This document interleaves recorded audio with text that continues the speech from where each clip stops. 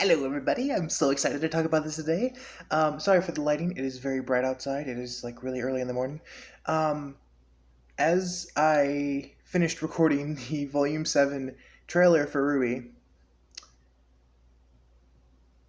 Volume 7, Episode 1 came out. Now, I need to point out, yes, I did watch it pirated. Sue me. It's not illegal, okay? I'm not going to support the original creators when I obviously can't afford it. But, um, by watching it, I'm supporting it, so I guess I sort of am. The point is, RWBY Volume 7 made me so happy. For many reasons. One, first of all, let me point out, there's gonna be spoilers! Just a little bit of heads up. If you haven't seen episode 1, don't watch this video. But as soon as you do watch episode 1, come back and let me talk to you all, because it's quite a lot of entertainment. All I'm gonna say is Volume 7, Episode 1 was... Oh my god, it was so good. Hold on, move this out of the way. There we go. It was epic. It was epic. It was epic. It was epic. It was epic. Now, I need to point out, it was probably the best episode out of any volume episode 1. Like, it was the best start to a volume. And that's for many reasons. And let me point out... There, I'll do this. Let me point out why. Once again, spoilers, so you cannot be mad at me for spoiling things, because I already mentioned there's going to be spoilers. Let's get into it. Let me start out with the positives. There's a few negatives, but let me start out with the positives. Oh boy, there's quite a few of these. Volume 7, let's see. RWBY is, Team RWBY, I should say, is, finally in the city. And, let's just say they have a nice little combat fight. A fight against, Grimm that are, I think, new? I don't really know. They look like the Beowulfs, but I can't really tell. They look different. But either way, it was epic. RWBY and Blake actually acted as support. Of course, RWBY as a sniper and Yang as, basically a sniper, ? And the reason for this is because, they're both known for being long range. RWBY can be close range, but she has this freaking sniper rifle. This was something that was very rare in RWBY. RWBY never goes far away while everyone else fights. She's normally up in the front. Like, every major battle, she's up in the front. I don't know why, she just is. It's impossible for her not to be in the front, and she's even had trouble with that. But here's where things get really good. Blake, of course, I'll put up this first. Blake is, of course, a long-range fighter because she's good at mobility. She's not really a close-range fighter for the most part. She's better at long range, hence why she's prone to running away. But here's where it gets amazing. This is the best part of the first episode ever. Salutations! Yes, she's back. Penny is back. Hell yes. Okay, no, seriously though, this is amazing. Penny has returned. Oh, my favorite waifu. No, actually, she's not even one of my waifus, to be honest, but she is one of my favorite characters. And, oh my god, she's back. My favorite part was when they saw her again. Oh my god, it's so good. Oh god. Okay, I gotta keep it together. The best part was when she sees Team RWBY and she goes, Sal? RWBY's like, huh? You? Kneels down into like a sprinting stance. Patience! And tackles RWBY at literally, with jet boosters on her feet, just yes! Oh my god, it was such a wholesome moment. Oh my god, it was so beautiful. I love it. I love it. Oh god, Penny makes every episode better. That's all I can say is no episode that has Penny in it is bad. Except for the one where she gets destroyed. Oh shit. That's not relevant though. The point is, this was epic. It was probably the best episode I have seen yet. And that's saying a lot. Well, no, actually, no, I gotta admit right now, Volume 6, Episode 12? Whatever the last episode of Volume 6 was my all-time favorite up until this point. Wait, no, Volume 3, the episode where Weiss unlocks her summoning. Somewhat of her summoning. That was my favorite episode. Then came out Volume 6, the final episode of Volume 6, where, RWBY, you see a flashback to RWBY's mom, which was fucking epic. And then you see in volume 7, you see Penny. God, I love it. Not to mention, Penny's appearance is epic. Like, if you see what she looks like now, she has jet boosters on the back of her feet, which is new. Because originally she was just levitating, which was weird. Now she has freaking jet boosters. She has long hair. Long hair. She has a bow in her hair as well. That is really cool. And, her outfit. Her freaking outfit. It is so cool! Not to mention you meet her father. Also, apparently the guy who made Yang's arm. Yeah! Okay, so I've actually wanted to know who this guy was. I actually made a theory a long time ago. I didn't ever publish it, or I didn't ever make a video on it, because there was really very little evidence to go off of. But I was right, because I had assumed that it was the person who made Yang's arm, because, well, Atlas, person in Atlas, who's really good with technology, which so far we haven't really met anyone who's really good at creating technology. Especially not technology such as, bodies. Like, Penny is a literal machine with an actual aura. And then Yang's arm is an arm, part of a body. So that was my whole theory, but I was just like, it's correct! But oh my god, that was epic. I don't even care about that theory being correct, as long as Penny's alive. Oh my god. Oh, I love it. Oh, Penny's return is so amazing. Plus, you meet something known as the Ace Ops, which we haven't heard about until now, but they are pretty badass. What else was there? Well, there was the fact that Weiss stood up for Blake by throwing a drunk guy into a dumpster. Because he was insulting Faunus, and oh my god, finally she actually did something angry. She flipped him into a dumpster, and she's like, it was worth it, and then they start running. Oh my god, it was amazing. If you guys can't tell, I'm so happy. But now we have to go into the negatives, and I don't want to go into the negatives. I really don't. But unfortunately, there were a few things I didn't like, and that I did not approve of in the slightest. Problem number 1, Crow. This was the biggest problem, obviously. He's now voiced by the guy who voiced Hay in Darker Than Black, which, if anyone doesn't know, Hero Hay, the YouTuber Hero Hay, is actually named after that character.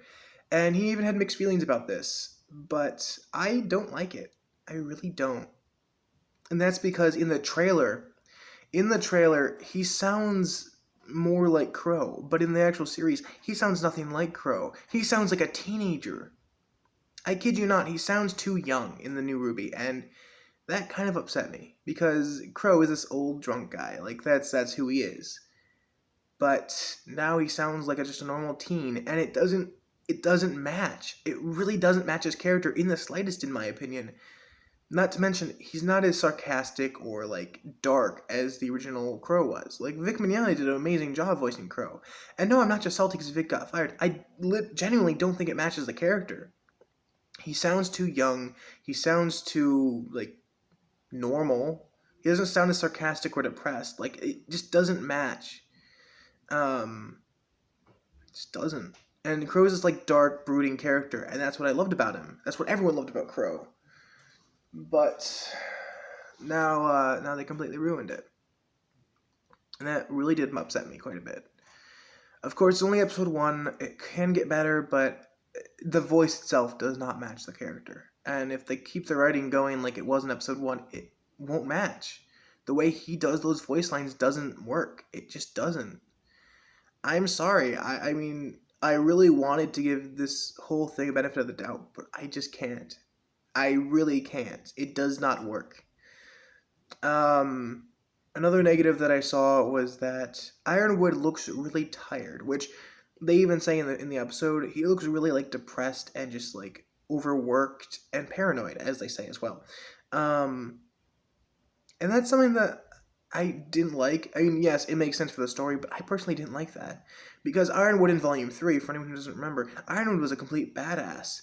He survived a complete ship slamming into literally crashing and exploding, and he survived. He was a badass. Not to mention he took out Grimm with just freaking one pistol, well, technically two pistols, but he used his pistols and his arm, his robotic cybernetic arm, which all I'm going to say is people who are machines, or part machine, they are the most badass characters. For crying out loud, Terminator was an example I used in the trailer video. In the trailer, he was, or in Terminator, he was just like this machine, a badass machine. That's as simple as it gets. In, any robot character, for crying out loud. In, what's it called? Oh, shoot. Teen Titans. Cyborg, he was a badass. Like, he was, well, to be honest, all the Teen Titans were technically badasses at one point. And no, I'm not talking about Teen Titans Go shit. No, I'm talking about the original Teen Titans, okay? Literally think of any cyber, well, now I think of OKKO, and that's not relevant. Lord Boxman is technically half robot. Okay, any series where there is actual, like, fights that aren't just, like, 2 seconds long. You know what I mean? He was a badass, and he was one of my favorite characters from Volume 3, other than Crow, obviously, that were introduced in Volume 3, I should say. Because Ironwood was introduced, I think in Volume 3 was when he was introduced. He was introduced for the tournament. But in Volume 7, he's just not the same. And I understand that's what happens with war, but at the same time, it just doesn't feel right. He's this old, tired man. He has a beard now, and it doesn't work. And you don't really see him much. You just see his, like, propaganda of him talking up on the giant billboards and all that. And I'm like, not billboards, what are they called? The neon sign thingies, whatever. Those giant screens. The Jumbotron. There we go. That's what I'm trying to think of. Those things. And he's just like, I don't like it. It's not the Ironwood that I knew, and it's not the Ironwood that I came to appreciate. And I honestly love him. It's a cool character. It feels weird. Not to mention when in Volume 3, he was so confident of everything that he did. Even after everything happened, he was so confident and, like strong. But in this, he's showing weakness. And he's not the kind of person to show weakness from what we've seen before. It just feels weird, okay? That's the best way to phrase it. It feels off. It doesn't feel like it's the same Ironwood. Just like it doesn't feel like it's the same Crow. And honestly, now that I think about it, they've ruined a lot of characters who were introduced in Volume 3, but Penny is the only one they haven't ruined. Wow. By ruined characters, I mean Cinder. They ruined Emerald, because now Emerald's like this weak little child cowering because she doesn't have her mommy to protect her, which... No, I'm not saying that's a bad thing. I just don't like the new Emerald as much. Mercury, same old. No, honestly, he feels different too, but they haven't really ruined him. Who else was there? There was one other character I was thinking of.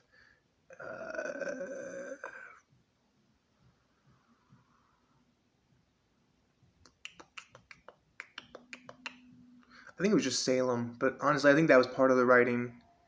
The reason why I say Salem is because you hear her voice at the end of Volume 3. I'm pretty sure it's the end of... Yeah, it's the end of Volume 3. You hear Salem's voice, and it's her basically narrating what's gonna... Like, how she won't let happiness exist, basically. It's the best way to phrase it. And then, as time went on, you actually meet her, and then she's, like, this complete evil woman. And then in Volume 6, she was, like, kind of showing a bit of weakness when she screamed in anger because Ozpin was back. Like, it just didn't feel right for someone who's made of pure evil to be, like, cowering almost in one point. It just feels weird, okay? And they've ruined a lot of characters from Volume 3. Not ruined them, but they've changed them to the point where I can't really like them as much. And that's just, like I said, my own opinion. Like, I feel like they're ruined. They're not officially ruined. No one else has really brought this up that I've seen, so I'm just like, this is my own opinion.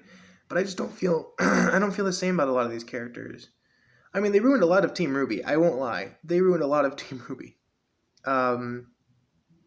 Like Weiss, they kind of ruined Weiss a bit. Like, not really, but like, they kind of ruined who she is.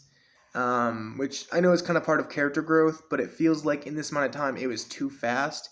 Like, normally when a character grows, like, you know, mentally, like, they're able to come back and be, like, really nice to people. And be really kind and understanding and actually stand up for people. You tend to see that after a time skip, which you sort of have, but at the same time, that time skip was like a few months, I think, at one point. Like, it wasn't very long of a time skip. That's just how it was. You don't really see that much change in a short amount of time. You just don't. And I say this because Weiss had basically been kind of a snooty, stuck-up brat in Volume 3. Even in Volume 3, like Volume 1 through 3, she was always like that. In Volume 4, she was kind of more like a baby, really. She was kind of a kid throwing a temper tantrum, which understandable, but at the same time, it's not the kind of character she was. It was just worse. And then all of a sudden, she goes from that to being caring for her friends and wanting to help them along the way. And I mean, that was already what she was like, but at this point, she's like, I'll stand up for you no matter what, kind of thing. Where originally she was like, yeah, I'll fight when it's strategically a good idea. You know what I mean? It's a bit weird, and it's hard to explain. Yeah, she was a good team member the whole time, but it's a big difference. It's a big difference to see her go through because she goes from being kind of a snooty brat to a child throwing a temper tantrum, all the way in the opposite direction past the brat, all the way to, yeah, I'm here for you all. You see where that gets a bit weird. But anyways, and like Yang and Blake, like Yang, I can understand, it's trauma. Trauma tends to do that to people, but at the same time, no one else really experienced as much trauma as Yang. She lost an arm. She lost a lot of friends. Like that's it. Her sister left. Like so much stuff happened with Yang, but she didn't show as much negative stuff as Blake. Like Blake went on a whole like fight, like running spree, and that was, I mean, they were pretty much the same amount of trauma or same amount of like running away at that point.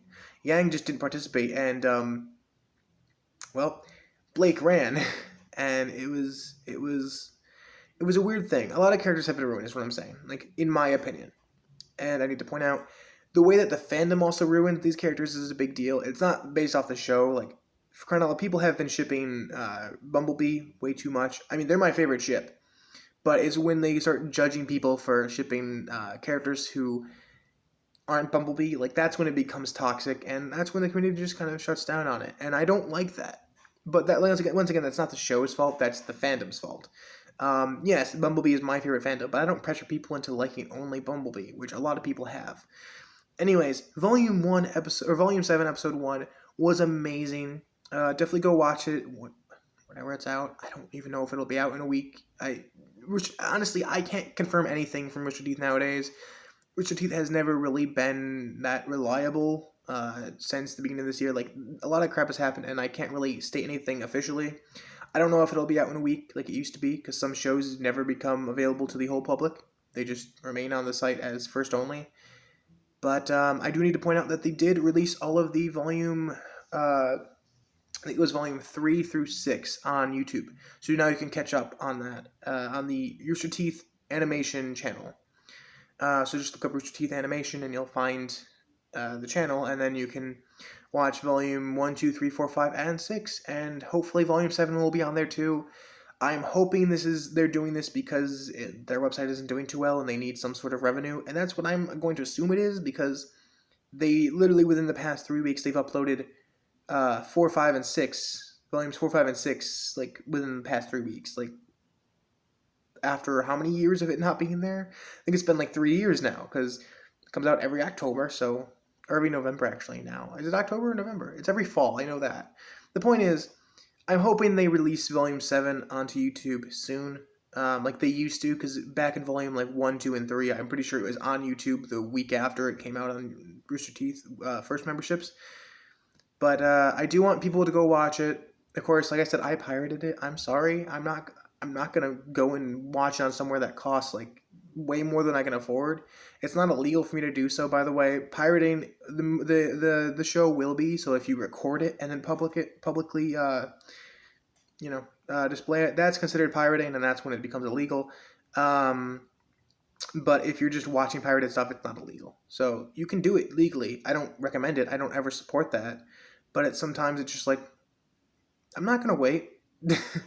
I'm not gonna wait when I never had to before. Like this is not really fair to anyone. So I'm gonna do what I'm gonna do, and you really can't do anything to stop me. But once again, I personally don't recommend it. I don't ever want people to go pirate it, but I had to, because of course I didn't really have to. Actually, I just wanted to. So either way, that's all. I'm gonna end this video now. Definitely go watch it and let me know what you guys think. Do not spoil anything in the comments, by the way, because I can't leave like a spoiler warning on the comments. I can leave a spoiler warning on the video. I had one person spoil something a while ago. I don't remember what it was. Was it Endgame? I think it might have been Endgame. It wasn't Infinity. No, it was Endgame. It was 100% Endgame. Someone put a spoiler comment of Endgame in my comments, and I'm like, no. So I had to delete that comment. Thank God that's an option. But I deleted the comment, and haven't gotten any spoilers since. So yay. Anyways, that's all. I'm gonna end this video now. Please go watch RWBY. Episode 1 of Volume 7 was freaking amazing, as like I've said 50 times now. And yeah, I'll see you all next time. Bye bye.